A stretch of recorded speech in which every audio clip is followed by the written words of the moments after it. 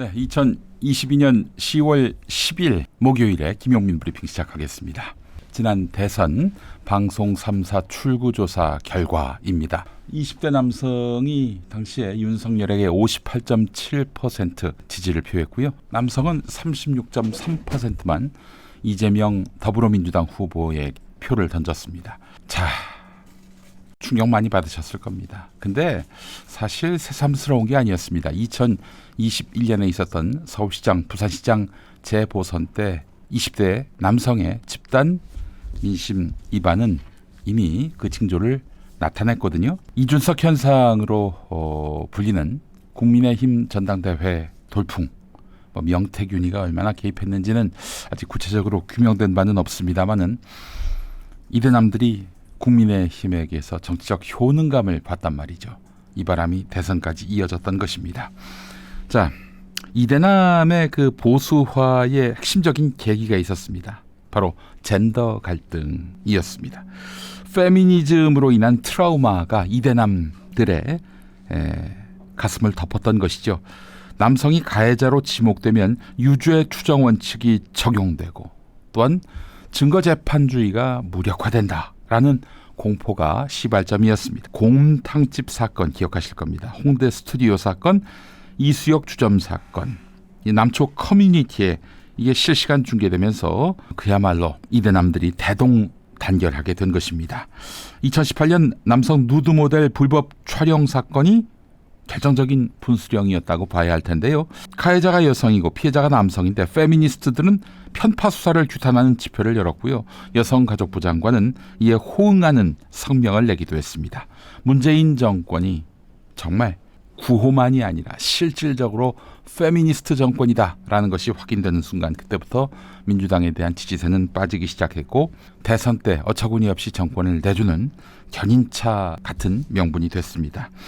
소위 이대남으로 불리는 청년 남성 층은 윤석열이 어떤 사람인지 잘 모르고 투표를 한 측면이 있었습니다. 적어도 문재인 정권보다는 더 공정하고 상식적인 권력 행사를 할 것이다. 이런 기대를 가지고 표를 던졌던 것이죠. 지난 총선엔 어떻게 투표 결과가 나왔을까요? 경향신문 데이터 저널리즘 팀 다이브가 서울시 행정동 중에 20대 30대 거주 비율이 40%가 넘는 52개 동의 지역구 총선 투표 결과를 분석해 봤는데요. 한 곳을 제외하고 모두 민주당 쪽으로 표심이 이동한 것으로 나타났습니다. 서울시 전체 평균 표심 이동이 민주당 쪽으로 10.8%포인트 움직였는데 2030 거주 비율이 높은 이 지역에서는 14.5%포인트 이동했다고 합니다. 평균치보다도 더 많이 민주당 쪽으로 이동했다 이런 얘기지요. 대선 당시 국민의힘이 승리한 청년 밀집 행정동은 27곳인데 이번 총선에서는 5곳으로 쪼그라들었다고 합니다. 이 5곳도 되게 강남이나 부촌 아니겠습니까? 이런 가운데 윤석열 정권은 갈수록 청년들의 여망, 공정하게 그리고 상식적으로 국정 운영할 것이라는 기대를 쌈싸 먹더니 니들이 반발하면 어쩔 건데 이런 식의 국정 운영을 계속 이어가고 있습니다. 오늘 더불어민주당 황정아 의원실이 확인한 바에 따르면은 내년도 과학기술정보통신부가 공공장소 무료 와이파이 구축 사업 예산을 전액 삭감했다고 합니다. 그러면 어떻게 되겠어요? 사업이 종료되는 것이죠. 이제 앞으로 무료 와이파이 없습니다. 여러분들이 다 데이터를 켜시고 통신요금 내시면서 이용하셔야 된다는 것이죠. 직격탄을 맞는 세대가 바로 2030 세대 아니겠습니까? 이용도가 높으니까요. 자, 디지털 격차 해소와 통신비 절감을 목표로 추진된 사업이었는데 이제 사라지게 됐습니다. 윤석열 정권 작품입니다.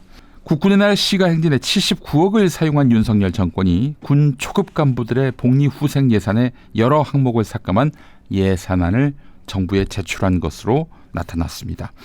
자, 국방부가 간부 복무 여건 개선을 추진하겠다라고 해서 예산을 들여다봤더니 시간 외 수당만 살짝 올렸고 나머지 항목은 예산이 줄어들든지 그대로든지 했다는 것이죠.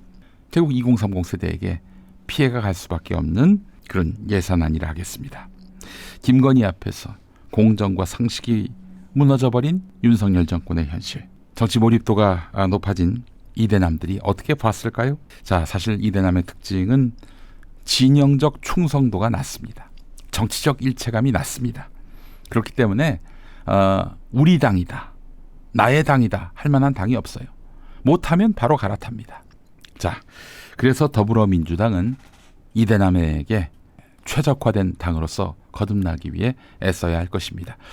다음 대선 때 틀림없이 이준석의 개혁신당은 국민의힘과 합당할 것입니다. 제 예측이 맞는지 틀리는지 한번 보시기 바랍니다.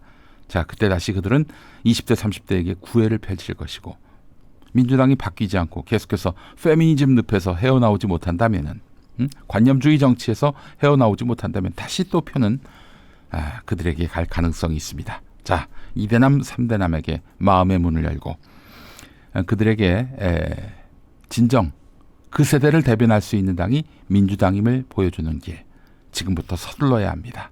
예, 자, 2대남 3대남 확실히 윤석열과 등을 돌렸다라는 점을 짚고 싶었습니다.